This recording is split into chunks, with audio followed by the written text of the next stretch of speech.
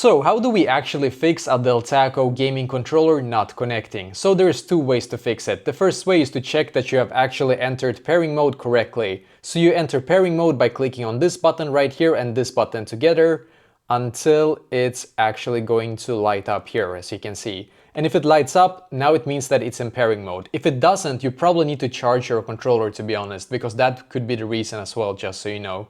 So then go into Bluetooth and devices if it lights up, if you're using a PC or laptop basically, or any other device. And then try to find the wireless controller right here, as you can see, and then just connect to it. Once it's connected, it should now work. You can see it works perfectly here now for me. If that still isn't working for you, if your controller turns on but you're not able to connect it via Bluetooth, you can always try to connect it via the cable that you should have gotten when you purchased the controller. So one of the ends, the USB-C end, needs to go in here. Make sure to really press it in. Sometimes you have to do so. And then the other end obviously needs to go into the USB end.